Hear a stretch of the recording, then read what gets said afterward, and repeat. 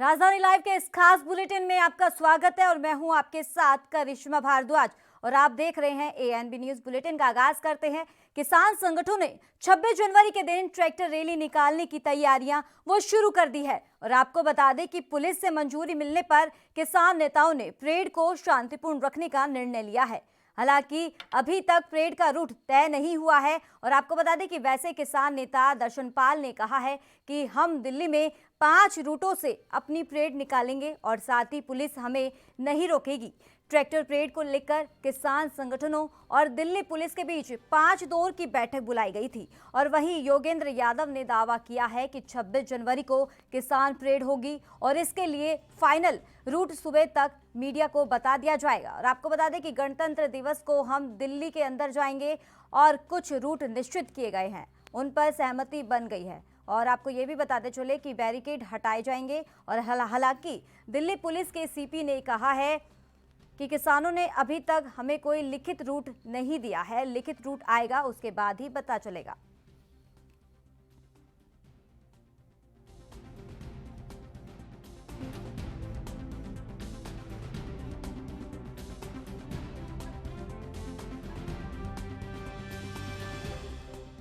तो लगातार किसानों का हल्ला बोल जारी है और इसी के चलते आपको बता दें कि काफी समय से 26 जनवरी की ट्रैक्टर रैली के लेकर तमाम तैयारियां की जा रही है। इसी को लेकर आपको बता दें कि 5 दौर की वार्तालाप भी हो चुकी है पुलिस प्रशासन और किसानों के बीच। इसके बावजूद लगातार उनका जो रुख है किसानों का यही है कि 26 जनवरी को ट्रैक्टर रैली मार्च निकाली जाएगी और इसी के चलते आपको बता दें कि किसान संगठनों ने 26 जनवरी के दिन ट्रैक्टर रैली निकालने की तैयारियां वो शुरू कर दी है। डे पे गणतंत्र दिवस पे किसान गणतंत्र परेड आयोजित करेंगे।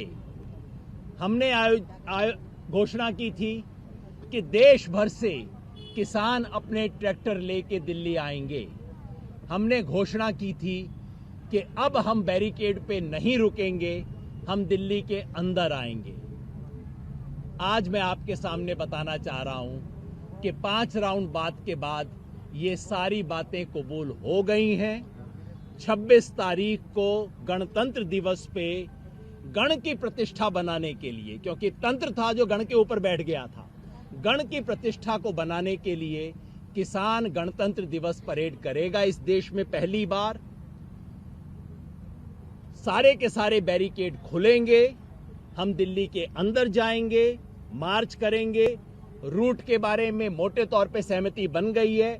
कुछ छोटी छोटी डिटेल्स आज रात को वर्कआउट होनी है, कल हम आपके सबके साथ शेयर कर देंगे। मगर आप सबके माध्यम से हम देश भर के किसानों को कहना चाहते हैं, पिछले 2 महीने से आपने बेसब्री से, बहुत दुख के साथ इंतजार किया है और अफसोस है कि वो बातचीत आज भी सरकार के अड़ियलपने की वजह से टिक नहीं पा रही है। लेकिन 26 जनवरी को हम अपने दिल की भावना व्यक्त करने अपनी राजधानी के अंदर जाएंगे और एक ऐसी ऐतिहासिक किसान परेड होगी, किसान गणतंत्र परेड होगी जैसी इस देश ने कभी नहीं देखी। शांतिपूर्वक होगी और इस देश के गणतंत्र दिवस परेड पे या इस देश की सुरक्षा। तो इस पर तमाम जानकारी देने के लिए हमारे साथ संपादक जगतार सिंह गुल्लर जुड़ गए हैं। जगतार जी, जिस तरीके से आप देख रहे हैं कि किसानों का हल्ला बोल लगातार जारी है और इसी के चलते जिस तरीके से किसान और सरकार के बीच में बातचीत हुई है, लेकिन हर बातचीत बेनतीजा हुई है और इसी को लेकर अगर बात करें 26 जनवरी के ट्रैक्टर रैली को लेकर कि किस तरह के इंतजाम देखने को मिल रहे हैं। बिल्कुल, देखिए किसानों का जो मसला है पूरे देश का मसला, क्योंकि बाहर तक गांव में बसता और गांव की जो नेतृत्व तो किसान करते हैं। तो ऐसे में लगातार ठीक है सरकार की मीटिंग हो रही है, लेकिन सरकार भी अपनी जिद पे अड़ी हुई है। और दूसरी बात है कि अगर हम अब बात करें कि अब मीटिंग होगी या नहीं होगी, जो सेंट्रल सरकार ने देखा, लेकिन किसान तो अपनी मांगों को लेकर डटे हुए हैं कि जब तक कि जो बिल है वो वापस नहीं होते तब तक वो वापस नहीं जाएंगे। अब 26 जनवरी का मसला देखिए, ये संविधान दिवस, क्योंकि इस दिन संविधान देश में लागू हुआ था, तो जरूरी नहीं है कि ये जो सरकारें हैं वही इस दिन को मनाएं। हर भारतीय अपने तरीके से मना सकता है और किसान अन्नदाता, जिसे हम धरती पुत्र बोलते, अगर वो अपने तरीके से अगर इसको मनाना चाहता तो निश्चित तौर पे सरकार को जिम्मेदारी पहले दिन से दे देनी चाहिए थी कि आप भी इस दिन को मना सकते हैं। क्योंकि 26 जनवरी संविधान ने ही हमें हक, अधिकार, राइट्स हर वर्ग के लोगों को जो रक्षा करता है वो संविधान करता है। तो अगर संविधान दिवस के मौके, जिसे हम गणतंत्र दिवस बोलते हैं, अगर किसान वहाँ दिल्ली के आउटर पे ट्रैक्टर मार्च निकालना चाहते हैं तो मुझे लगता है कि इसमें कोई नुकसान नहीं होगा और हर एक भारतीय की जिम्मेवारी। किसान तो वहाँ ट्रैक्टरों पे एक देश का तिरंगा और दूसरा वो किसानों का जो झंडा वो लगाना चाहते थे। तो फिर भी अब सरकार को परमिशन देनी पड़ी और अब इसके लिए 5 रूट बनाए हैं। कुंडली बॉर्डर पे रूट बनाए, एक टिकरी बॉर्डर से रूट बनाया गया, एक गाजीपुर बॉर्डर से रूट बनाया गया और एक शाहजहांपुर बॉर्डर से एक रूट बनाया गया और एक पलवल बॉर्डर से बनाया गया। तो ये रिंग रोड पे रहेगा और इसमें 10,000 से ज्यादा जो ट्रैफिक पुलिस कर्मचारी है, जिसमें यूपी के पुलिस भी होगी, हरियाणा की पुलिस होगी, दिल्ली पुलिस होगी, उसके साथ 10,000 जो किसान वॉलंटियर्स वो भी इस पूरे ट्रैक्टर मार्च को वहाँ ड्यूटी निभाएंगे। तो 100 किलोमीटर के अंदर तक ये ट्रैक्टर परेड होगी। तो निश्चित तौर पे किसान मॉरल ग्राउंड पर ये जो उनका जो संघर्ष चल रहा था, आंदोलन चल रहा, वो जीत चुकी है और सरकार मॉरल ग्राउंड पर इस संघर्ष को लेकर बुरी तरह हार चुकी है। जी तो जगतार जी, जिस तरीके से आप देख रहे हैं कि लगातार 26 जनवरी को लेकर तमाम तैयारियां तो की जा रही है किसानों की तरफ से, लेकिन क्या लगता है, हालांकि एक तरफ तो किसान ये कह रहे हैं कि शांतिपूर्ण व्यवस्था की जाएगी, शांतिपूर्ण तरीके से किसान रैली निकाली जाएगी, लेकिन क्या लगता है कि लगातार आवाजाही पे भी काफी दिक्कतों का सामना करना पड़ रहा है? अगर बात करें 26 जनवरी को लेकर, 26 जनवरी में कितनी दिक्कतों का सामना करना पड़ सकता है आमजनों को? देखिए, अब तो जिम्मेवारी किसानों की भी जिम्मेवारी है कि उन्होंने ट्रैक्टर रोड परेड निकालनी है, तो उनकी जिम्मेवारी, इसलिए उन्होंने अपने 10,000 वॉलंटियर भी साथ में लगाया। और दूसरी बड़ी जिम्मेवारी है हरियाणा पुलिस की, दिल्ली पुलिस की, सेंट्रल सरकार की। और क्योंकि ये बहुत ही महत्वपूर्ण और ऐतिहासिक दिन भी है जब देश में संविधान लागू हुआ था और हम इसीलिए 26 जनवरी को रिपब्लिक डे मनाते हैं। और एक इतिहास में ये भी अब किसान भी ट्रैक्टर परेड निकालेंगे। तो ये अपने आप में देश की खूबसूरती है कि जो भी बड़ा दिन है, चाहे वो 15 अगस्त हो, चाहे वो 26 जनवरी, जो अन्य दिन है, महत्वपूर्ण दिन है, वो सिर्फ जो पार्टी जो रूल करती वो नहीं मना सकती, हर एक पार्टी की जिम्मेवारी है। और जैसे किसान मना रहे। अब रही बात कानून व्यवस्था की, तो जितनी कानून व्यवस्था वहाँ सरकार को जिम्मेवारी निभानी चाहिए थी, पुलिस को निभानी चाहिए, शायद वो विफल रहे हैं। और जिस हिसाब से वहाँ किसान अपनी ही वॉलंटरी के माध्यम से, जैसे एक नौजवान को पकड़ा था, पहले उसने और बयान दिया, फिर उसने और बयान दिया, तो कहीं ना कहीं जो देश विरोधी और जो किसान विरोधी ताकतें हैं वो इस आंदोलन को हिंसक बनाने की भी कोशिश कर रहे हैं। पहले इस आंदोलन को बदनाम करने की कोशिश की थी, इसके पीछे चीन है, इसके पीछे पाकिस्तान है और इसके पीछे जी खालिस्तानी, इसके पीछे आतंकवादी है। अगर खालिस्तानी, आतंकवादी, माओवादी थी तो फिर सेंट्रल सरकार को उनके साथ 11 मीटिंग करने की क्या जरूरत थी? फिर आप खालिस्तानी और आतंकियों को दूर रखते ना, मीटिंग करने की क्या जरूरत थी? तो ऐसे में सरकार बुरी तरह नैतिकता के तौर पे हार चुकी है। और रही बात अब कानून व्यवस्था की, ये जिम्मेवारी किसानों की भी और सरकार भी है कि इसमें कोई ऐसी गड़बड़ी ना हो जिससे देश को शर्मिंदा होना पड़े। तो जगतार जी, जिस तरीके से आपने बताया कि अभी जिस तरीके से व्यवस्था पर भी सवाल खड़े हो रहे हैं और हाल ही में अभी संदिग्ध एक व्यक्ति भी मिला था जिसको लेकर ये बयान दर्ज किया गया था कि उस संदिग्ध जो व्यक्ति था उसने खुद ही, हालांकि पहले से ही कैमरे के सामने कहा था, मीडिया कैमरे के सामने, कि वहाँ पर एक पुलिस अधिकारी का नाम लिया था कि इन्होंने ऐसे, जिस तरीके से आप व्यवस्था को लेकर बातचीत कर रहे हैं और जो 6 किसानों का भी नाम दर्ज कराया था कि अगर जिस तरीके से 26 जनवरी की ट्रैक्टर रैली निकाली जाएगी तो इसी के चलते इन पर भी काफी कार्रवाई भी की जाएगी, लेकिन इसके बाद भी उन्होंने ये बयान पलट दिया जो संदिग्ध व्यक्ति मिला था। इसको लेकर आप क्या कहना चाहते हैं कि हालांकि उसके बाद उन्होंने बयान से पलट कर दिया था?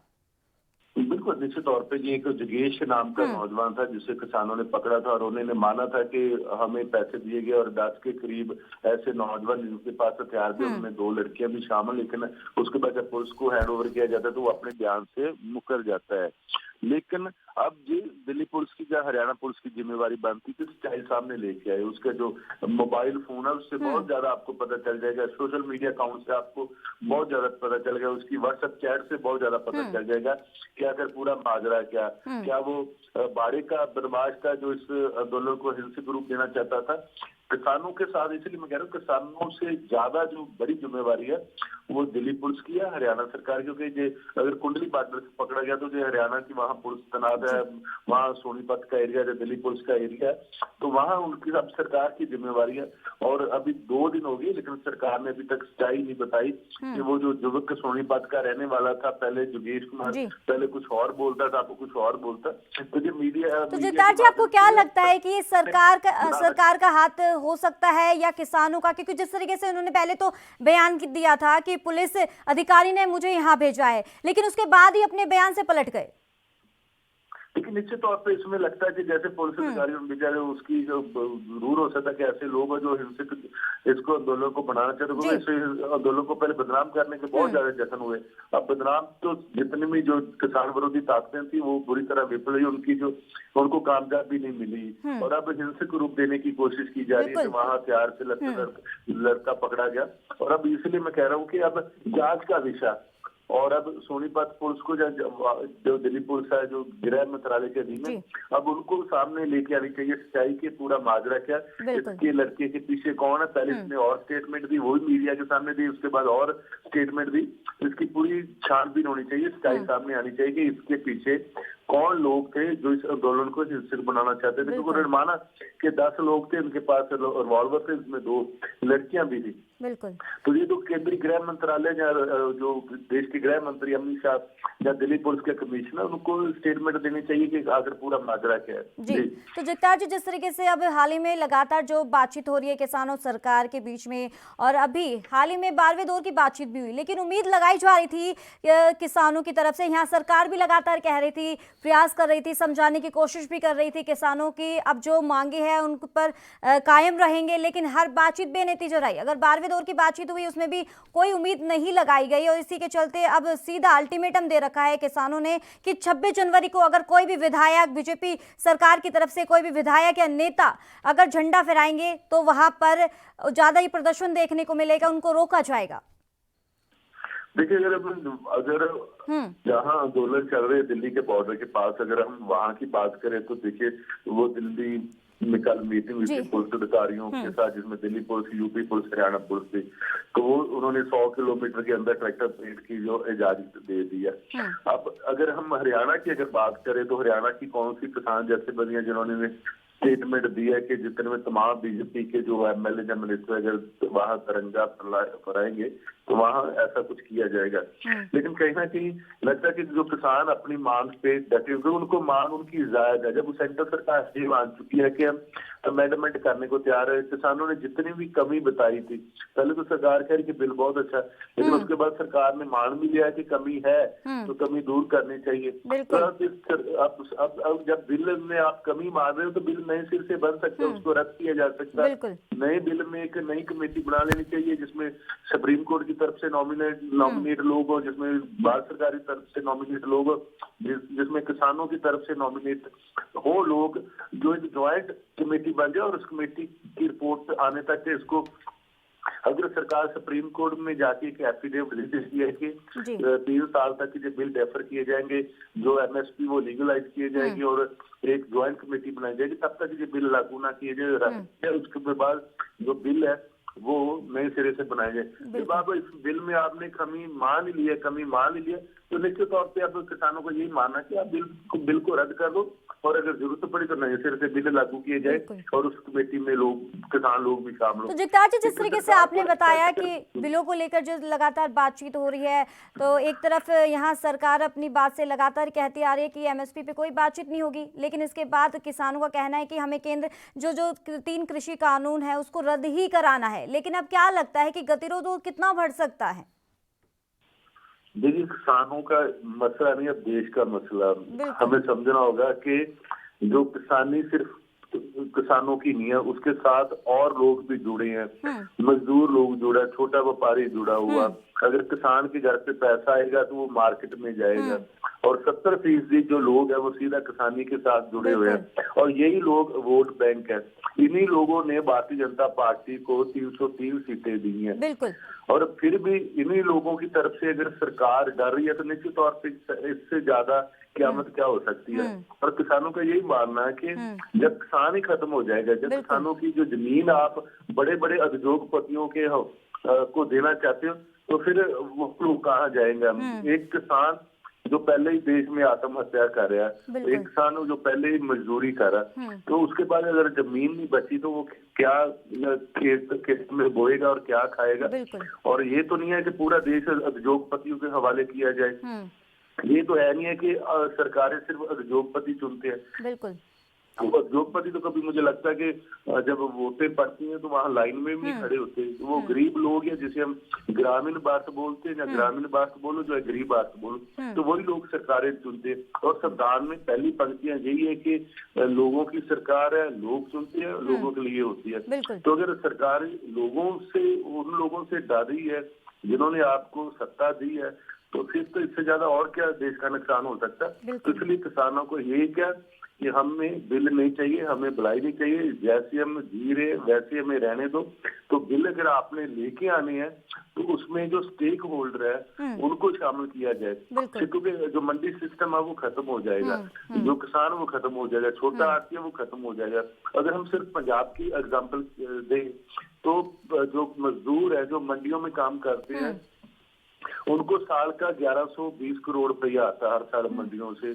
जब धान की फसल आती है, जहाँ गेहूं की फसल आती है, तो जो छोटे आड़ती है उनको 1600 करोड़ रुपया पैसा आता है। तो अगर बड़े बड़े उद्योगपति आगे जिन पे नाम लग रहे कि ये सरकार उनके लिए बिल लेके आ रही है, तो अगर प्राइवेट प्लेयर आ गया तो निश्चित तौर पे जो छोटा लोग है वो मारे जाएंगे, खत्म हो जाएंगे। और दूसरी बात, ये कृषि वाला जो मसला वो स्टेट सब्जेक्ट है, और अगर बिल भी लेके आने थे तो जो केंद्रीय कृषि मंत्रालय की तरफ से आते, ये तो बिल इंडस्ट्री डिपार्टमेंट लेके आया जिसका खेती के साथ, कृषि के साथ कोई लेना देना नहीं है। तो इसलिए किसानों को पहले दिन से पता लग गया कि जब कोरोना काल में जो देशवासी वो जिंदगी और मौत से लड़ रहे थे, तो भारत सरकार को, नरेंद्र मोदी सरकार को इतनी क्या मजबूरी थी या इतनी क्या उनकी कमजोरी थी कि कोरोना काल में ये 3 ऑर्डिनेंस लेके आए। और देश के अगर हम इतिहास की, पार्लियामेंट के इतिहास की बात करें अभी तक, तो ऑर्डिनेंस तब आते हैं जब देश में बहुत बड़ी इमरजेंसी हो। लेकिन आपने कोई इमरजेंसी नहीं थी, कोरोना काल थे, लोग जिंदगी और मौत से डर रहे थे, कोरोना कब खत्म होगा, और आपने कोरोना काल की आड़ में ये बिल लेके आए। उसके बाद अब पार्लियामेंट में बिल पेश भी किया, और जिस हिसाब से राज्यसभा में विरोध के बावजूद आपने बिल पास किए, तो निश्चित तौर पे जो आप पे इल्जाम लग रहे कि आपकी सरकार, लोगों ने तो चुनी है सरकार, लेकिन कंट्रोल देश के नामी कारपोरेट और बड़े बड़े उद्योगपतियों के इशारे पे आप ना करें।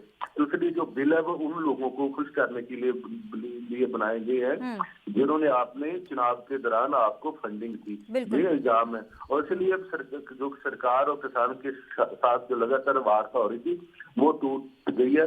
किसान अपनी जायज मांगों के लिए अड़े हुए हैं, और सरकार अपनी ईगो के चक्कर में, तो सुप्रीम कोर्ट ने भी माना कि सरकार किस ट्यूमर के चक्कर में घूम रही है। अभी वो भी कह रहे हैं कि सरकार को ईगो छोड़ देनी चाहिए, क्योंकि ये देश का मसला एक पार्टी का मसला नहीं है, ये उद्योगपतियों का मसला नहीं है, ये तो किसानों का मसला और एक भारत का, एक ग्रामीण भारत का मसला। तो ऐसे में लगता है कि सरकार को जो तुरंत बिल वापस ले लेने चाहिए। बिल्कुल। तो जगतार जी, जिस तरीके से आपने बताया कि जिस तरीके से सरकार में ईगो है, अगर ये कृषि ये बिलों को अगर रद्द कर देंगे तो इनको ईगो को हर्ट होगा, लेकिन इसी के चलते अगर बात करें जिस तरीके से किसान और सरकार के बीच में जो बातचीत हो रही है, जो गतिरोध लगातार बढ़ता जा रहा है, 12वें दौर की अगर बात करें तो वहां पर भी कोई समाधान निकलकर सामने नहीं आया। क्या लगता है कि अगर अभी तक समाधान नहीं निकला तो सीधा सीधा असर बीजेपी सरकार को अपने चुनाव में भुगतना पड़ सकता है?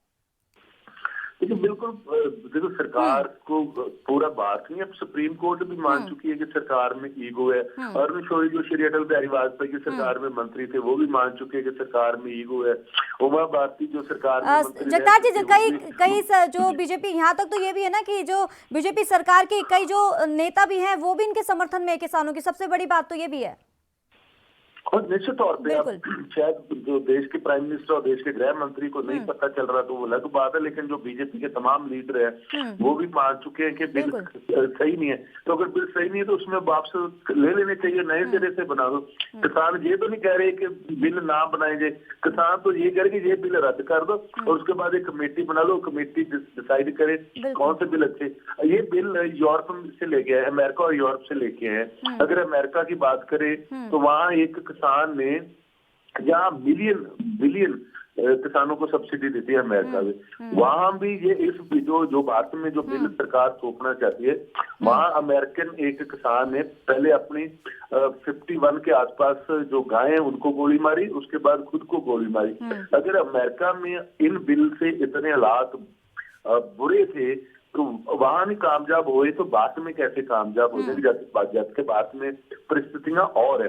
और रही बात वहां, अगर हम यूरोप की बात करके वहां से हमने बिल लेके आए तो यूरोप में पहले 2 महीने ये बिल, कोई बिल हो वो पब्लिक डोमेन में जाता है, लोगों से इतराज लिए जाते हैं। तो यहाँ तो सीधा जो बिल है वो कैबिनेट पास कर देती है और कैबिनेट के बाद पार्लियामेंट में चले जाते हैं। अगर सरकार ने बाहर के लोगों को जब बाहर के एजेंडे लागू करने हैं तो नीयत भी वैसी होनी चाहिए जैसे यूरोप में ये है। यूरोप में ये बिल आए थे, वहां पहले पब्लिक डोमेन में गए थे, उसके बाद पार्लियामेंट में बात किए थे।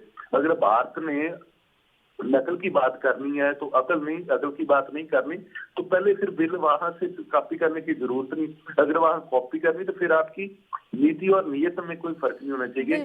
जैसे यूरोप में बिल पहले पब्लिक डोमेन में जाते, वैसे भारत में भी हर कोई बिल, ये नहीं कृषि वाले बिल, और भी आने वाले समय में तमाम जितने भी सरकार बिल पास करेगी, वो चाहे वो राज्य सरकारें बिल पास करें चाहे वो देश की सरकार बिल पास करे, बिल कोई भी हो, कोई भी सरकार हो, चाहे सेंटर में हो चाहे स्टेट में, बिल क्योंकि लोगों के लिए बनाई जाती है सरकार कहती, अगर लोगों के लिए बिल बनाए जाते हैं तो पहले पब्लिक डोमेन में आने चाहिए। और अगर यही बिल पहले पब्लिक डोमेन में आ जाते तो पहले ही खामियां जो सरकार को पता चल जाती तो फिर शायद आज भारतीय जनता पार्टी की ये स्थिति नहीं होती। और जिस हिसाब से भारतीय जनता पार्टी की अब जड़ें हिल चुकी है, तभी तो सरकार कह रही है कि हम 1.5 साल के लिए डेफर कर देते हैं। बिल्कुल जयताज जी, जिस तरीके से आप देख रहे हैं कि लगातार जो किसानों का आक्रोश है वो लगातार बढ़ता ही जा रहा है। ये कहा जा सकता है कि जिस तरीके से केंद्र सरकार किसानों की मांगों पर ध्यान नहीं दे रही, सीधा सीधा असर आने वाले समय में भी देखने को मिल सकता है। जो सीधा असर पहले तो उदाहरण के तौर पर अगर देखें तो हरियाणा में भी देखने को मिला, निकाय चुनाव में देखने को मिला। तो देखना लाजमी होगा कि 12वें दौर की जो बातचीत हो चुकी है लेकिन ये भी बेनतीजा रही है। हालांकि अभी आने वाली जो नई तारीख है वो अभी तय नहीं की गई है। चलिए, बहुत बहुत शुक्रिया जगतार सिंह भुल्लर तमाम जानकारी देने के लिए।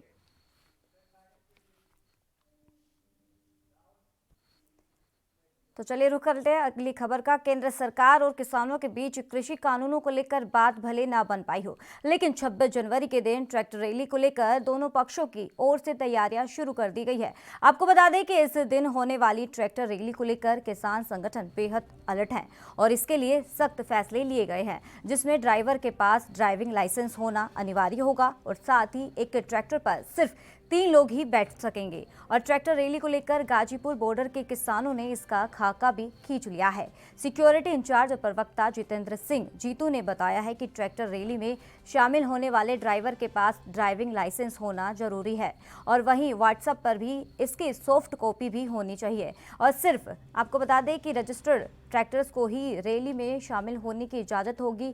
जितेंद्र सिंह जीतू ने यह भी कहा है कि रजिस्ट्रेशन की प्रक्रिया शुरू कर दी गई है और इसके लिए सीनियर लोगों की एक टीम बनाई गई है। ट्रैक्टर रैली के दौरान एक ट्रैक्टर पर ड्राइवर समेत सिर्फ 3 लोगों के ही बैठने की इजाज़त दी जाएगी।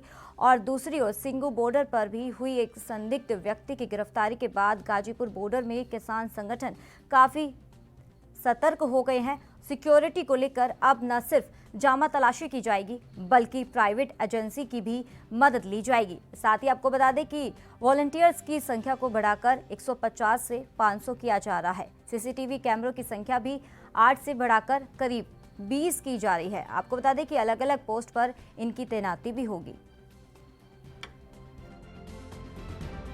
निश्चित तौर पर निकलेगा। नंबर पे कोई नंबर पे बात नहीं, जितने ट्रैक्टर आएंगे निकलेंगे। तो पूरा शांतिपूर्ण तरीके से रहेगा। शांतिपूर्ण तो किस तरह का माहौल रहेगा? जिस तरह माहौल अच्छा रहेगा, मतलब दुनिया में और देश में अपने किस्म का पहला ये मार्च होगा। इसको दुनिया देखेगी इसको कि हिंदुस्तान का किसान की स्ट्रेंथ क्या है। तो पहले एजेंसीज की तरफ से कहा जा रहा था कि सुरक्षा कारणों की वजह से, तो नहीं, अब किस वो तरह से उस पर कंट्रोल रखा जाएगा, किस चलो तरह से देखेंगे? वो समझ गए होंगे, उनको ये जिम्मेवारी प्रशासन की है ये, लेकिन हमारी तरफ से कोई खतरा नहीं है, हमने आश्वस्त किया। हमारा जो था कि आप बैरिकेड हटाओ, दिल्ली के भीतर घुसेंगे। पुलिस प्रशासन ने वो मांग मान ली है। ये लोगों की एक जीत है। ये डेमोक्रेसी को नए सिरे से डिफाइन किया जाएगा। फर्स्ट टाइम होगा इंडिया की हिस्ट्री में कि रिपब्लिक डे के दिन एक बड़ी गैदरिंग होगी, और ये उनका काम है। हम तो आंदोलन करने आए हैं, हम आंदोलन करेंगे। ये तो इस पर तमाम जानकारी देने के लिए हमारे साथ संवाददाता राजीव जुड़ गए हैं दिल्ली से। राजीव, 26 जनवरी को लेकर तमाम तैयारियां की जा रही है। पुलिस प्रशासन और किसानों के बीच में 5 दौर की वार्तालाप हो चुकी है। इसमें दोनों पक्ष काफी ही अलर्ट हो चुके हैं। इसी को लेकर अब ये अलर्ट ये जारी कर दिया गया है। इसमें कहा गया है कि अब जो ड्राइवर है उनके पास ड्राइविंग लाइसेंस होना जरूरी होगा। इसको लेकर क्या तैयारियां की जा रही है और क्या अपडेट है?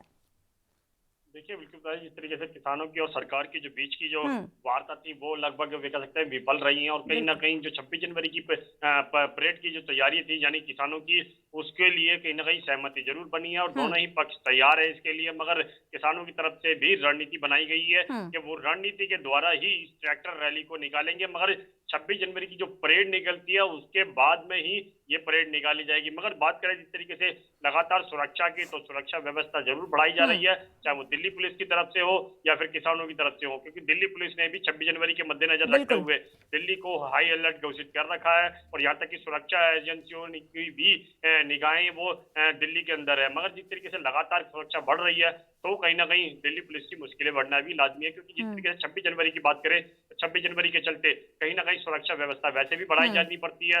मगर अब एक तरफ किसान बैठे हुए हैं, दूसरी तरफ खालिस्तानियों के जो संकेत आ रहे हैं कि दिल्ली को हाई अलर्ट घोषित कर दिया गया है, तो कहीं ना कहीं दिक्कत है जरूर है दिल्ली पुलिस के साथ में, और दिल्ली पुलिस लगातार इसकी कोशिश करती नजर आ रही है। मगर बात करें जिस तरीके किसानों की, तो किसानों की तरफ से भी स्पष्ट कर दिया गया है कि वो अपनी ट्रैक्टर रैली के लिए तैयार हैं। अगर जिस तरीके से बात करें ड्राइविंग लाइसेंस होने की जरूरी की, तो ड्राइवर के पास अगर ड्राइविंग लाइसेंस नहीं होगा तो कहीं ना कहीं उसको रैली में शामिल होने नहीं दिया जाएगा। मगर जिस तरीके से बात करें ट्रैक्टर रजिस्ट्रेशन की, उसके लिए भी एक कमेटी बनाई हुई है किसानों ने, और किसानों वो कमेटी के द्वारा ही इस प्रक्रिया को अपनाई जाएगा। मगर जिस तरीके से बात करें लगातार जो किसानों की तरफ से रणनीति है वो बिल्कुल तैयार है और सरकार के ऊपर प्रेशर डालने की कोशिश की जा रही है। मगर बात करें जिस तरीके से किसानों की, तो किसान लगातार 26 जनवरी की ट्रैक्टर रैली के लिए तैयार है, और यहाँ तक कि लगभग कह सकते हैं 30,000 से ज्यादा ट्रैक्टर दिल्ली की सीमाओं पर आने लगे हैं, और कहीं ना कहीं कोशिश ये की जा रही है कि ज्यादा से ज्यादा संख्या ना हो सके। मगर जिस तरीके से सुरक्षा व्यवस्था की बात करें तो ट्रैक्टर रैलियों की तरफ से यानी कि किसानों की तरफ से बिल्कुल स्पष्ट है। जिस तरीके से एक संदिग्ध व्यक्ति किसानों ने खुद पकड़ा था और उसको कहीं ना कहीं पुलिस के हवाला किया गया, मगर सुरक्षा व्यवस्था जरूर बढ़ाई गई है। यहाँ तक कि सीसीटीवी कैमरे जितने लगभग 8 कैमरे लगे हुए थे, अब उनको लगभग 25 के करीब कराया जा रहा है, क्योंकि 20 की कहा जा रहा था कि हम 20 करेंगे, मगर अब वो लगभग 25 के करीब करे जाएंगे। और यहाँ तक कि प्राइवेट एजेंसियों की भी मदद ली जाएगी, यहाँ तक कि सुरक्षा व्यवस्था को बढ़ाया जाएगा, और कहीं ना कहीं उससे ये देखना होगा कि इसके किसानों की आड़ में कहीं खालिस्तानी या फिर कहीं और लोगों के इन्वॉल्व होने की आशंका ना हो। मगर जिस तरीके से किसान कह रहे हैं कि हम शांतिपूर्ण अपने ट्रैक्टर रैली निकालेंगे, ना कि इससे किसी को कोई दिक्कत होने वाली है। मगर बात करें जिस तरीके सरकार के ऊपर प्रेशर बनाने की, वो बिल्कुल बनता जा रहा है, और कहीं ना कहीं सरकार जो है वो लगभग 1.5 साल के लिए कृषि कानून को रोकना चाहती है। मगर किसानों की तरफ से स्पष्ट कर दिया गया है कि हमें ये कानून नहीं चाहिए, यानी तीनों ही कृषि कानून को नहीं चाहिए, चाहे इसके लिए आप रोक लगाइए, मगर हमें ये तीनों ही कृषि कानून कह सकते हैं बिल्कुल वापस करवाने हैं, और इसकी जगह पर हमें नया कानून चाहिए जिससे हमें बेनिफिट हो सके। तो राजू, जिस तरीके से बताया जा रहा है कि इस दौरान ट्रैक्टर रैली के दौरान अब एक ट्रैक्टर पर एक जो ड्राइवर है उसके साथ ही 3 लोगों की बैठने की इजाजत दी गई है। क्या लगता है कि इसको लेकर कितनी एहतियात बरती जा रही है? क्योंकि जिस तरीके से आप देख रहे हैं एक ट्रैक्टर में ओवरलोड भर कर लोग आ रहे थे, किसान आ रहे थे, लेकिन इसके साथ ही एक अनुमति दे दी है, अनिवार्य कर दिया गया है कि एक ट्रैक्टर पर ड्राइवर के साथ 3 लोग बैठने की इजाजत दी जाएगी।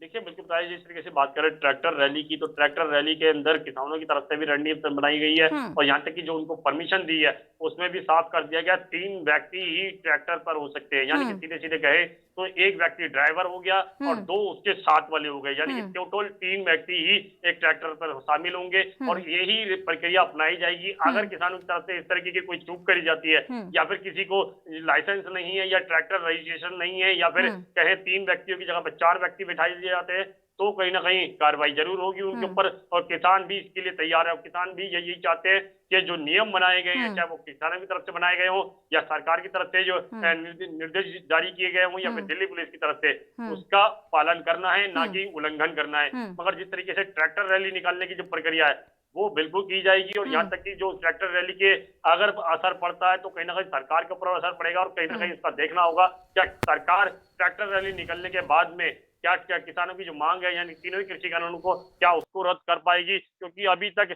जो कह सके 12वें दौर की जो बैठक की जो डेट है वो डिसाइड नहीं की गई है और डेट डिसाइड होगी तभी इसके बाद में बातचीत होगी। मगर अभी तक कोई डेट नहीं आई है और सरकार पहले 26 जनवरी का प्रोग्राम निकालेगी, उसके बाद में ही डेट डिसाइड कर सकती है। जी तो राजू, जिस तरीके से ये किसानों की तरफ से कहा गया है कि जो ट्रैक्टर रैली परेड है वो शांतिपूर्ण तरीके से होगी, लेकिन हाल ही में जिस तरीके से सिंगू बॉर्डर पर जहां पर एक संदिग्ध व्यक्ति मिलने से हड़कंप मच गया था, पुलिस प्रशासन की कार्यप्रणाली पर सवाल खड़े हो गए थे। क्या लगता है कि शांतिपूर्ण तरीके से होगा? क्योंकि एक तरफ तो पुलिस प्रशासन ने ये दावा भी किया है कि इसमें आतंकवादी भी शामिल हो सकते हैं। क्या लगता है कि शांतिपूर्ण तरीके से हो पाएगा?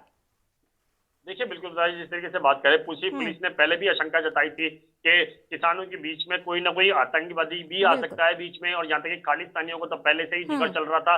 तो कहीं ना कहीं दिल्ली पुलिस ने कई बार रिक्वेस्ट की थी किसान संगठनों के नेताओं से कि आप अपनी जो ट्रैक्टर रैली है इसको रद्द कर दीजिए, मगर उन्होंने मना कर दिया था कि हम ट्रैक्टर रैली जरूर निकालेंगे। इसलिए दिल्ली पुलिस की तरफ से भी परमिशन दे दी गई कि आप शांतिपूर्ण प्रदर्शन जरूर कर सकते हैं, यानी कि अपनी ट्रैक्टर रैली निकाल सकते हैं, मगर नियमों के हिसाब से। मगर जिस तरीके से बात करें सुरक्षा की, तो सुरक्षा जरूर बढ़ाई जा रही है। यहाँ तक कि दिल्ली के अंदर अब सुरक्षा एजेंसियों के पास एक जानकारी मिल पाई है, जिस तरीके से खालिस्तानियों की जो नाम लिए जा रहे हैं, खालिस्तानी जो दिल्ली के अंदर कहीं ना कहीं निशाने पर आ चुकी, दिल्ली उनके निशाने पर है और कहीं ना कहीं सुरक्षा व्यवस्था जरूर बढ़ाई गई है। यहाँ तक कि दिल्ली पुलिस ने जो कुछ पोस्टर लगाए थे जिसको कहीं ना कहीं खालिस्तानियों से जोड़ा जा रहा था और यहाँ तक कि ये कहा गया था कि दिल्ली के अंदर आतंकी होने की आशंका है। मगर जिस तरीके से कहा गया है कि अगर आतंकी हैं तो उनको 26 जनवरी की परेड से ही पहले पकड़ा जा सके। मगर जिस तरीके से ट्रैक्टर रैली की बात करें तो ट्रैक्टर रैली के अंदर भी आशंका यही जताई जा रही थी कि जो खालिस्तानी है या फिर आतंकी लोग हैं वो कहीं ना कहीं ट्रैक्टर रैली का या फिर किसानों के बीच का फायदा उठाने की कोशिश कर सकते हैं। मगर इसीलिए जो किसान संगठनों के नेता हैं इन्होंने भी अपनी जो सुरक्षा है वो बढ़ाई गई है। यहाँ तक कि प्राइवेट एजेंसियों की भी मदद ली जा रही है। यहाँ तक कि जो इनके वॉलंटियर हैं उनको भी बढ़ाया जा रहा है, लगभग 500 से ज्यादा कर दिया गया है वॉलंटियरों को भी। और कोशिश ये की जाएगी जितने भी किसान आ रहे हैं उनके डॉक्यूमेंट चेक किए जाएंगे, चाहे वो ट्रैक्टर के द्वारा आ रहे हो या फिर ट्रैक्टर के अंदर भर के लोग आ रहे हो या फिर किसी और रास्ते से आ रहे हो, मगर उनकी जांच जरूर की जाएगी। और यहाँ तक कि अगर उनके आईडी प्रूफ फेक लगते हैं तो कहीं ना कहीं उनके ऊपर कार्रवाई की जाएगी। और खुद किसान भी इसी तरीके की प्रक्रिया अपनाने की कोशिश करेंगे, क्योंकि जिस तरीके से किसानों ने एक संदिग्ध व्यक्ति को खुद पकड़कर पुलिस के हवाले किया था और उससे जानकारी जुटाई थी, और कहीं ना कहीं जो जानकारी थी उसने गोलमोल तरीके से कई बार बयान बदले, मगर उसके लिए कहीं ना कहीं दिल्ली पुलिस कोशिश करेगी कि किस तरीके से वो बयान दे रहा बार बार बदल क्यों रहा है और बार बार बदलने का उसका कारण क्या है। मगर जिस तरीके से किसानों ने भी साफ कर दिया कि वो अपनी रणनीति के लिए तैयार है और इसके लिए कोई भी चूक नहीं करेंगे, चाहे वो दिल्ली पुलिस की तरफ से हो या सरकार की तरफ से हो या फिर किसानों की तरफ से हो। चलिए, बहुत बहुत शुक्रिया राजीव तिवारी तमाम जानकारी देने के लिए। तो रुक करते हैं अगली खबर का। सिरोही के माउंट आबू एसडीएम पर एक महिला पार्षद ने गंभीर आरोप लगाए हैं। महिला का आरोप है कि माउंट आबू के एसडीएम डॉक्टर गौरव सैनी और उनके दफ्तर में फरियाद लेकर पहुंचने वाली महिलाओं को मिलने का समय ही नहीं देते। बताया ये भी जा रहा है कि माउंट आबू नगर पालिका की पार्षद विमला आदिवाल नगर पालिका की बैठक के दौरान अपनी पीड़ा बोर्ड सदस्यों के सामने रोते बिलखते हुए बयान दिया था। और जब एएनबी न्यूज ने इस महिला पार्षद से बातचीत की तो महिला पार्षद ने बताया कि जब नगर पालिका आयुक्त का चार्ज भी एसडीएम डॉक्टर गौरव सैनी के पास था तब वो किसी काम को लेकर एसडीएम ऑफिस पहुंची थी, लेकिन 2 घंटे तक कार्यालय के बाहर बिठाकर रखने के बाद भी एसडीएम ने उन्हें मुलाकात समय नहीं दिया था। और जबकि इन महिला पर हट के बाद आने वाले कई व्यक्तियों से एसडीएम साहब उनके चैम्बर में मुलाकात कर रहे थे, और जब 2 घंटे का समय बीता तो महिला पार्षद ने एसडीएम ऑफिस के एक कर्मचारी से कारण पूछा तो उस कर्मचारी ने बताया कि एसडीएम साहब आपसे नहीं मिलेंगे क्योंकि उन्होंने कहा है कि वो महिलाओं से नहीं मिलते। जिसके बाद एसडीएम डॉक्टर गौरव सैनी ने ये कहा कि उनको किसी मीटिंग में जाना था और इसलिए वो महिला पार्षद को समय नहीं दे पाई, और लेकिन महिलाओं से नहीं मिलने की बात को उन्होंने झूठा भी ठहराया। और अब आप खुद सोचिए कि जब एक महिला फरियाद लेकर एक जिम्मेदार अधिकारी के पास पहुंचती है और उस महिला को 2 घंटे तक कार्यालय के बाहर इंतजार करना पड़ता है और उसके बाद भी अगर वो अधिकारी उसकी पीड़ा को ना सुने तो इसे क्या कहेंगे आप? क्या ऐसे अधिकारियों को इस पद पर बने रहने का कोई अधिकार है? जिस जनता की सेवा के लिए अधिकारी नियुक्त किए जाते हैं उसी जनता के साथ इस प्रकार का भेदभाव करना कहां तक उचित है?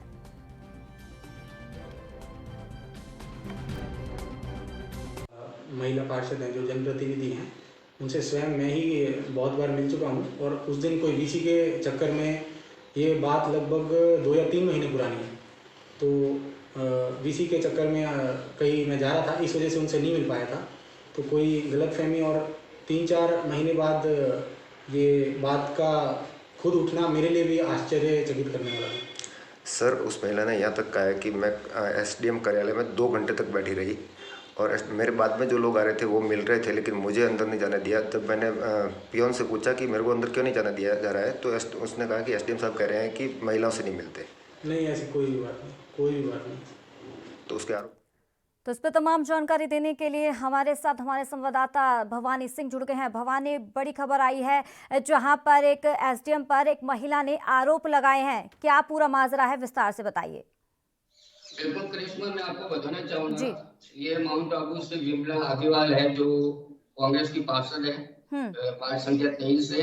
ये 2 महिलाओं के साथ में एसडीएम के पास पहुंची थी कार्यालय में, जहां पर इन्होंने पर्ची कटवा के फिर एसडीएम साहब ने कहा इनको बाहर बिठाओ, मैं मिलती हूँ। और फिर इन्होंने मतलब जो महिला है उनके दोनों महिलाओं के साथ में ये बैठी हुई थी, लेकिन एसडीएम साहब किसी मीटिंग का बहाना करके वहां से चले गए।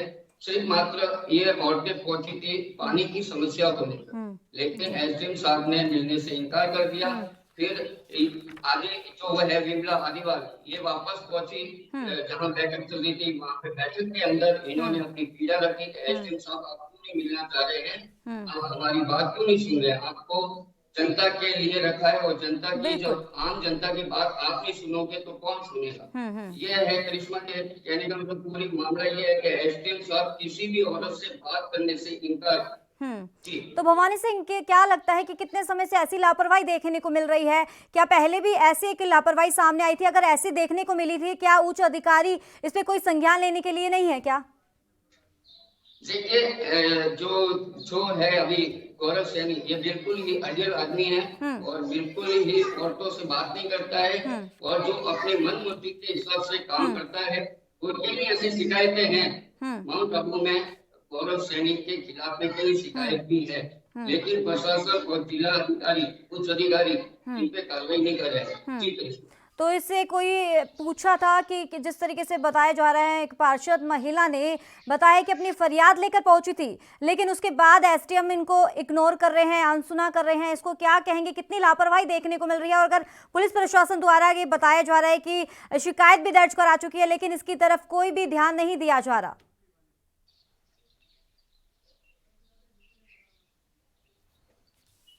भवानी सिंह, आवाज मिल पा रही है आपको?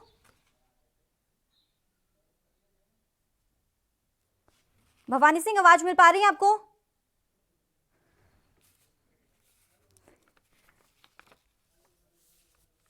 लगता है टेक्निकल दिक्कत आ रही है, तो दोबारा संपर्क साधने की कोशिश करेंगे। तो आपको बता दें, राजस्थान के सिरोही से एक खबर आपको दिखा रहे हैं, जहां सिरोही के माउंट आबू एसडीएम पर एक महिला पार्षद ने गंभीर आरोप लगाए हैं। महिला का आरोप है कि माउंट आबू के एसडीएम डॉक्टर गौरव सैनी उनके दफ्तर में फरियाद लेकर पहुंचने वाली महिला को मिलने का समय तक ही नहीं देते।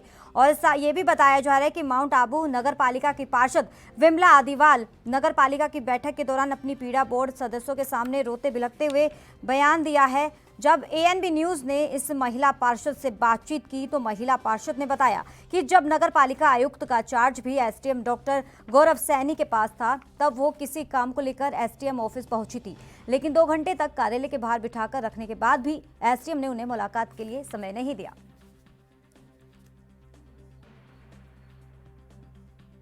तो एक बार फिर से आपको सुनाते हैं कि इस दौरान इस मुद्दे पर एसडीएम ने क्या कुछ कहा।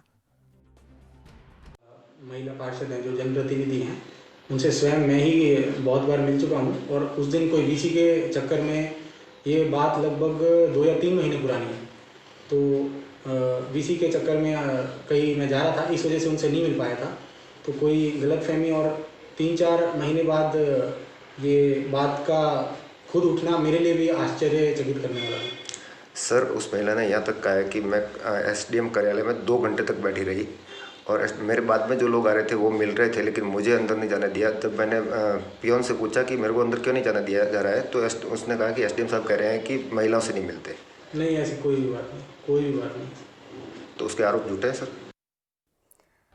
तो लगातार आपको बता दें एक बड़े मामला सामने आया है सिरोही से, जहां माउंट आबू एसडीएम पर एक महिला पार्षद ने गंभीर आरोप लगाए हैं। महिला का कहना है कि माउंट आबू के एसडीएम डॉक्टर गौरव सैनी उनके दफ्तर में फरियाद लेकर पहुंचने वाली महिलाओं को मिलने का समय तक नहीं देते और 2 घंटे इंतजार करने के बावजूद भी साफ मना कर दिया कि वो महिलाओं से नहीं मिलते। तो एसडीएम महिलाओं की नहीं सुनते हैं फरियाद, महिलाओं का कहना है। तो इसी के चलते महिलाओं में काफ़ी गुस्सा भी देखने को मिला। महिलाओं का कहना है कि कई घंटों तक इंतज़ार करना पड़ता है, उसके बावजूद भी महिलाओं को ये समय नहीं देते। उनका ये भी कहना है महिलाओं को कि जो जिस तरीके से 2 घंटे कार्यालय के बाहर बैठे रहे थे और उससे पहले जो भी कोई भी व्यक्ति आ रहे थे तो उनसे बातचीत कर रहे थे एसडीएम, लेकिन महिलाओं के लिए साफ मना कर दिया कि वो बातचीत नहीं करते। एक बड़ी लापरवाही देखने को मिलती है। कहा जा सकता है कि जब एक महिला फरियाद लेकर एक जिम्मेदार अधिकारी के पास पहुंचती है और उस महिला को 2 घंटे तक कार्यालय के बाहर इंतजार करना पड़ता है और उसके बाद भी अगर वो अधिकारी उनकी पीड़ा नहीं सुनते तो इसे आप क्या कहेंगे? क्या ऐसे अधिकारी को इस पद पर बने रहने का अधिकार है? या जिस जनता की सेवा के लिए अधिकारी नियुक्त किए जाते हैं उसी जनता के साथ इस प्रकार का भेदभाव करना कहां तक उचित है? आप देख सकते हैं राजस्थान के सिरोही से बड़ी खबर आपके टीवी स्क्रीन पर है।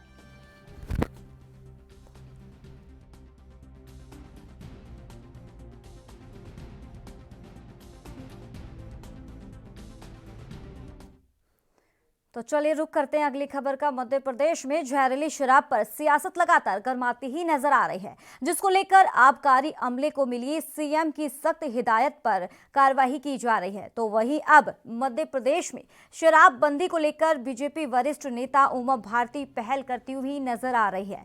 शराबबंदी के अभियान से लगातार जनता के जुड़ने के बाद विचार विमर्श, कर्ज में डूबी प्रदेश सरकार के राजस्व बढ़ोतरी पर विचार जारी है। बता दें आपको ये कि शराबबंदी और राजस्व बढ़ोतरी को लेकर जहां उमा भारती के समर्थन में उतरी आम आदमी पार्टी ने प्रदेश में बढ़ रहे कर्ज को आड़े हाथों लेते हुए भ्रष्टाचार समाप्त करने की मांग के बाद शराबबंदी की बात कही है। जहां बीजेपी पूर्व सीएम उमा भारती अपनी ही सरकार के विरोध में शराबबंदी की बात जन समर्थन के लिए करते हुए कई योजना जो पलिता सरकार के राजस्व को लगातार भ्रष्टाचार की भेंट चढ़ रही है तो बंद करने की बात लगातार कहती हुई नजर आ रही है। तो विपक्ष भी इन योजना का समर्थन करते हुए नजर आ रहा है और कर्ज में डूबी सरकार को विचार पर मजबूर कर रही है।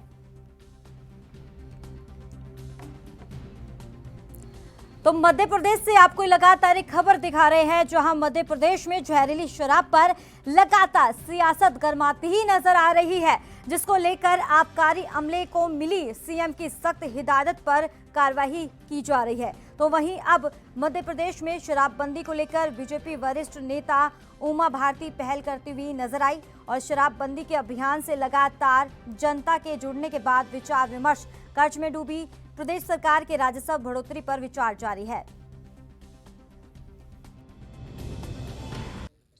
उसको भी मैं जानती हूँ, वो है राजस्व की पूर्ति की। तो राजस्व की पूर्ति के रास्ते निकाल करके और फेजिंग में इसको बंद करना चाहिए। तो मैं कह रही हूँ कि तुरंत बंद करो, अभी बंद करो, 48 घंटे में करो, ऐसा थोड़ा ना मैं कह रही हूँ। इसकी शुरुआत करो कि हमें बंद करना है, इस सोच के साथ में इसके सारे रास्ते क्या निकल सकते हैं वो निकालना शुरू करो, ये मेरा कहना। और अभी मैं इसलिए बोल रही हूँ क्योंकि अभी ये विमर्श चल रहा है, अभी निष्कर्ष पर नहीं आए हैं, तो विमर्श के समय पर जरूर बोलना चाहिए। और सार्वजनिक तौर पर इसलिए बोल रही हूँ क्योंकि ये सामाजिक विषय है, अकेला राजनीतिक विषय नहीं है। तो सामाजिक विषय पर आप सार्वजनिक स्वतंत्र वक्तव्य दे सकते हैं, हर विषय पर सहमति ली जाए ये जरूरी नहीं है। तो ऐसे में दीदी कितना कुछ समर्थन आपके ट्वीट के बाद मिल रहा हो, और क्या ये जन सैलाब आपके साथ भी होंगे, महिलाएं होंगी या कौन लोग होंगे समर्थक? इसमें सैलाब तो इकट्ठा नहीं करना पड़ेगा, लेकिन हाँ चेतना सबकी जाग उठी। आप ही देखिए मेरे बगल में बैठे हुए मुझसे पूछ रहे हैं, ये इसी जागरण का एक सूचक है। तो इसलिए इसमें इतना ही करना है कि विचार विमर्श हो और राजस्व की क्षतिपूर्ति का रास्ता निकले। इसमें कोई जन सैलाब इकट्ठा करने की जरूरत नहीं है। जनता के ऊपर वर्तमान में 2,18,500 करोड़ का कर्ज हो चुका है। आए दिन प्रदेश सरकार राजस्व की दुहाई देते हुए 1,000 करोड़ कर्ज ले लेती है। वहीं दूसरी तरफ ये भी चीज़ सामने आई है कि इस तरह जो कर्ज लिया गया है, आम जनता के ऊपर कर्ज बढ़ता गया, मगर ये कर्ज का पैसा गया कहाँ? अगर ये देखते हैं विधानसभा पटल पे जो CAG रिपोर्ट रखी गई, उसमें एक चीज़ निकल के आई कि मध्य प्रदेश सरकार में जो कुपोषित बच्चों को दूध पिलाने के लिए जो बिल लगाए गए थे, वो सारे बिल फर्जी पाए गए।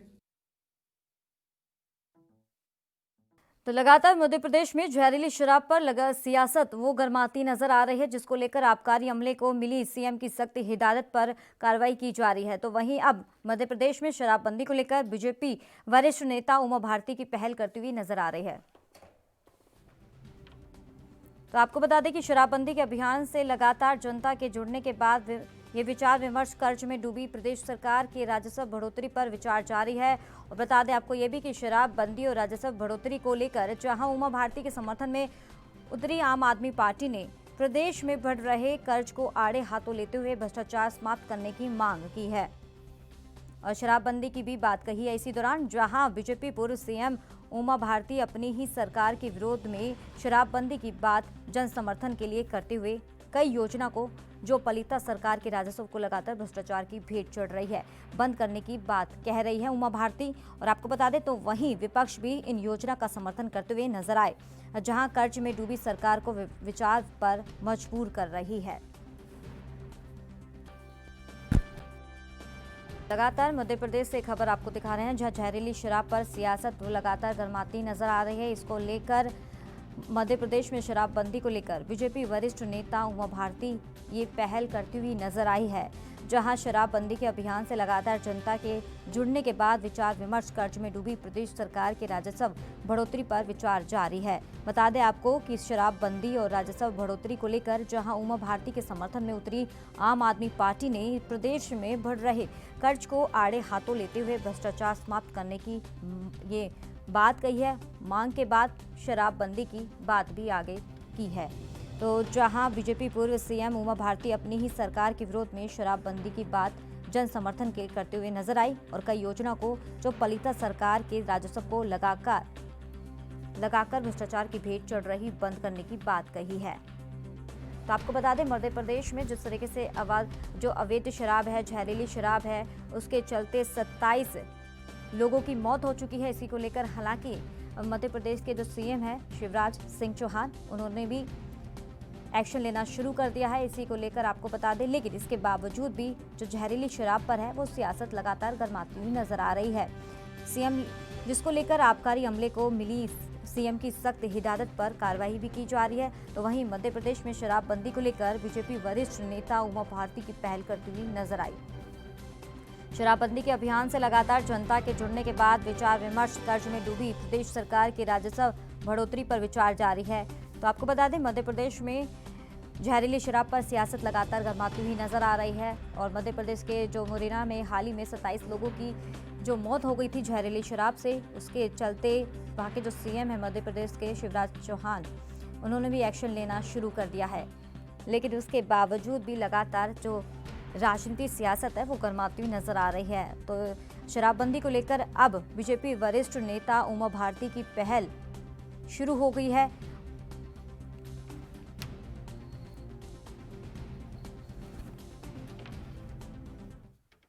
तो इस पर तमाम जानकारी देने के लिए हमारे साथ संवाददाता मध्य प्रदेश से शैलेंद्र जुड़ गए हैं। शैलेंद्र, जिस तरीके से मध्य प्रदेश में अवैध शराब है, जो जहरीली शराब है, उस पर सियासत गर्माती हुई नजर आ रही है और इसी के चलते अब बात करें उमा भारती की, जो बीजेपी नेता है, तो अब वो भी एक पहल करती हुई नजर आ रही है। जी बिल्कुल, बता दूंगा लगातार मध्य प्रदेश में हो रही जहरीली शराब से मौत के बाद यहाँ पर सियासत गर्माती नजर आई। तो वहीं पर अब मार्च में चूंकि ये नए टेंडर और नए बढ़ोतरी की बात होती है और 15 से 20% शराब में यहाँ बढ़ोतरी होती है, तो उसको देखते हुए यहाँ पर वर्तमान में चूंकि जो रेट है 2 से 3 गुना पहले ही शराब के रेट थे, तो इसको देखते हुए जहाँ पर मध्य प्रदेश में गृह मंत्री नरोत्तम मिश्रा द्वारा बयान दिया जाता है और 20% अतिरिक्त शराब बढ़ाने की बात की जाती है, तो दूसरी ओर देखें तो उमा भारती शराबबंदी की ओर अभियान चलाती नजर आती है और सीधे तौर पर विपक्ष भी आड़े हाथ लेता हुआ और मध्य प्रदेश में शराबबंदी की बात कर रहा है।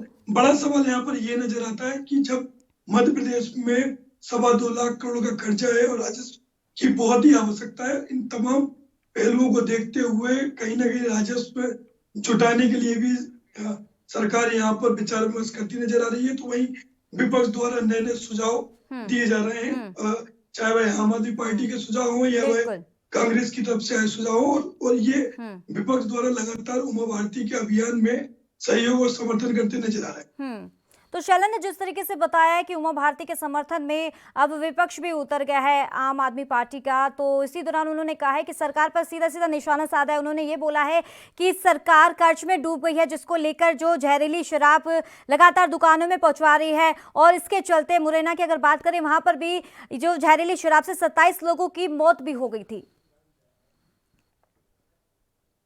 जी बिल्कुल, लगातार जब मध्य प्रदेश में 2 से 3 गुने शराब अन्य राज्यों की अपेक्षा बिकने लगे तो जहरीली शराब की तादाद बढ़ गई और लगातार सरकार की सख्ती के बाद यहाँ विभिन्न जिलों में यहाँ पर कार्रवाई भी की जा रही है, जहरीली शराब पकड़ने का तेज अभियान चले जा रहा है। लेकिन परंपरागत तरीके से जहाँ पर जहरीली शराब का निर्माण होता है तो ऐसे लोगों को चिन्हित करना, चूंकि वह कबूतरा जाति के लोग होते हैं, अन्य लोहार लोगरनी जाति के लोग होते हैं, वो दूसरे ऐसे लोग होते हैं जिनके यहाँ शराब बनने का चलन चलता रहा परंपरागत तरीके से वो शराब तो शैलन ने जिस तरीके से बताया मुंबई, ये जो जिस तरीके से अगर मध्य प्रदेश के जो मुरैना में जो जिस तरीके से ये हादसा देखने को मिला था, 27 लोगों की जहरीली शराब से मौत हो गई थी, लेकिन हालांकि इसके बाद ही तुरंत बाद भी वहां के जो मध्य प्रदेश के जो सीएम है शिवराज सिंह चौहान, उन्होंने भी एक्शन ले लिया था। क्या लगता है आबकारी विभाग की जो अब जिस तरीके से ये तस्वीरें पहले जैसी देखने को मिल रही है, या अभी भी कुछ एक्शन लिया जा रहा है जहरीली शराब को लेकर?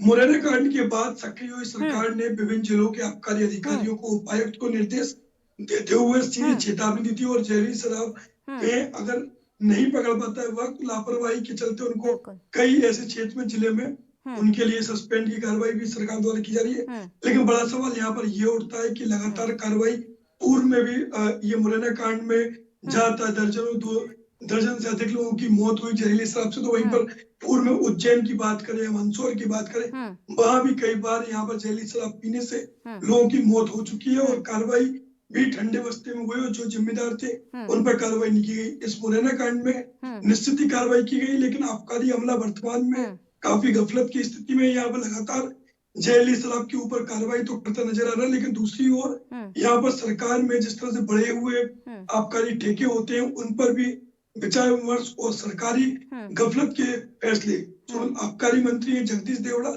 उनका जो आरएफपी डिजाइन होता है मध्य प्रदेश के लिए वो अलग होता है, तो वहीं पर गृह बिल्कुल शैलेंद्र, जिस तरीके से लगातार आए दिन ऐसी तस्वीरें मध्य प्रदेश में तो देखने को नहीं मिलती, हाल ही में अभी राजस्थान में भी ऐसी तस्वीर देखने को मिली थी जिस तरीके से जहरीली शराब बिक रही है दुकानों में और इसी के चलते चपेट में भी आ रहे हैं, लोगों की मौत भी हो रही है। लेकिन ये देखना लाजमी होगा, जिस तरीके से एक्शन तो लिया गया है मध्य प्रदेश की अगर बात करें, वहां पर सीएम ने एक्शन तो लिया है, लेकिन ये एक्शन अगर पहले लिया जाता तो ऐसे ही 27 लोगों की मौत नहीं होती। चलिए, बहुत बहुत शुक्रिया शैलेंद्र तमाम जानकारी देने के लिए। तो रुक करते हैं अगली खबर का। मुंबई के एमएचबी पुलिस को एक बड़ी कामयाबी हाथ लगी है, जहां पुलिस ने एक ऐसे सिरफिरे बस ड्राइवर को गिरफ्तार कर लिया है जिसने वेतन न मिलने पर बस मालिक के 5 बसों को जलाकर राख कर दिया है। कोरोना महामारी के बीच सिर्फ 10 दिन काम करने और गोवा में ये बस का एक्सीडेंट को लेकर मालिक और ड्राइवर का झगड़ा हो गया था, जिसका बदला लेने के लिए ड्राइवर ने बड़ी चालाकी से सिटी वजन काटा के बगल की पार्किंग में 3 बस और एसके रिसोर्ट के बगल की पार्किंग में खड़ी 2 बस और 1 कार जलाकर खाक कर दी। और बताया जा रहा है कि इन 5 बसों की कीमत लगभग 3 करोड़ 30 लाख है। और बड़ी बात तो ये है कि इन 5 बसों का इंश्योरेंस भी नहीं है। फिलहाल पुलिस ने आरोपी ड्राइवर अजय के खिलाफ मामला दर्ज कर लिया है और गिरफ्तार भी कर लिया है और आगे की कार्रवाई में पुलिस जुट गई है।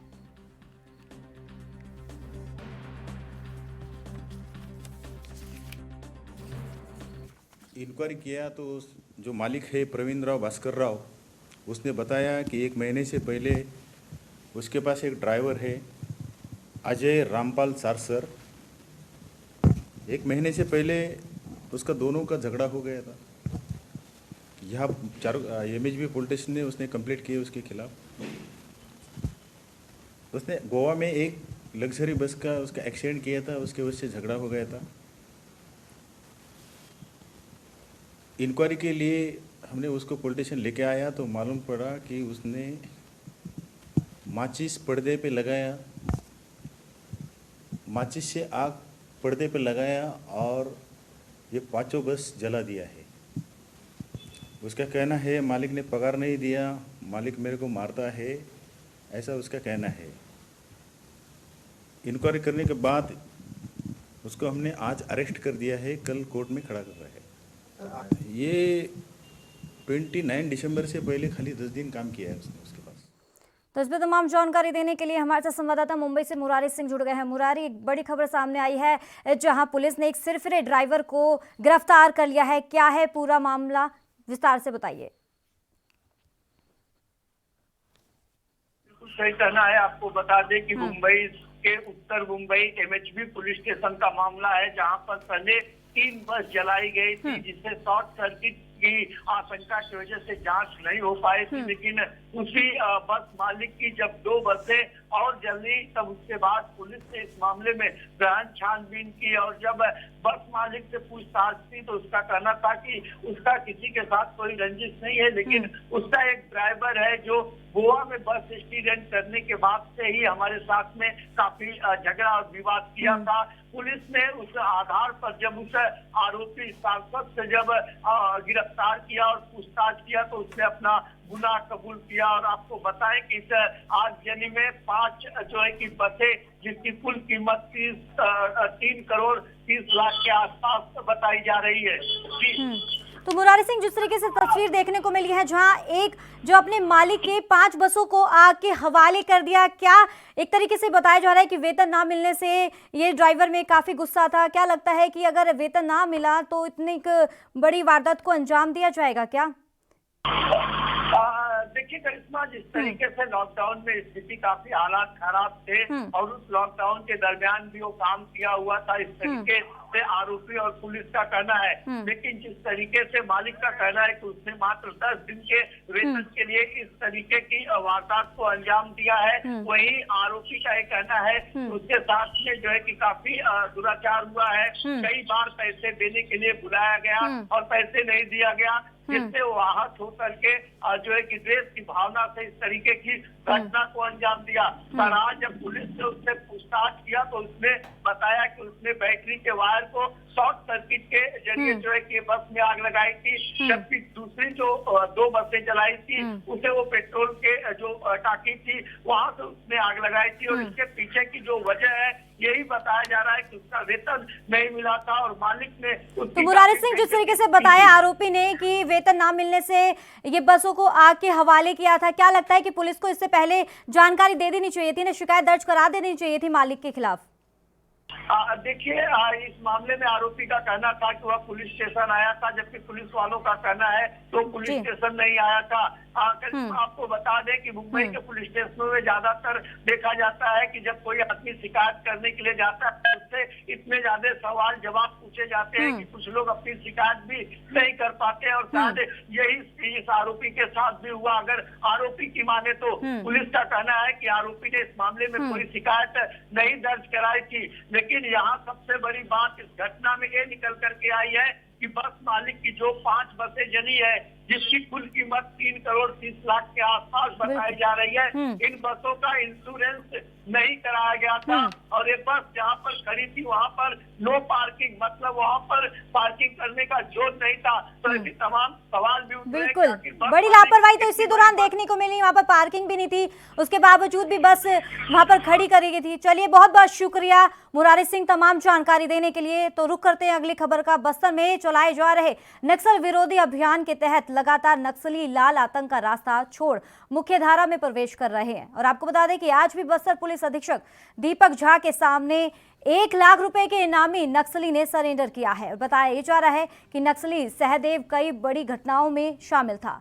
समर्पण करने आए नक्सली को सरकार की तरफ से दी जाने वाली 10,000 रुपए की प्रोत्साहन राशि भी दी गई है। और आपको बता दें कि इस दौरान एसपी ने बताया कि दरभा और उससे लगे परखनार इलाके में सक्रिय नक्सली लगातार सरकार के मुख्यधारा से जुड़ने के लिए सरेंडर कर रहे हैं। और नक्सलियों के नाट्य चेतना मंडली के अध्यक्ष रहे सहदेव ने भी पखनार पुलिस से संपर्क कर सरेंडर किया है। साथ ही बताया जा रहा है कि सहदेव पर 1 लाख रुपए का इनाम घोषित था और नक्सली साल 2012 में से ये नक्सलियों के संगठन में शामिल रहकर नक्सलियों की तरफ से घटित कई अपराधों में शामिल था।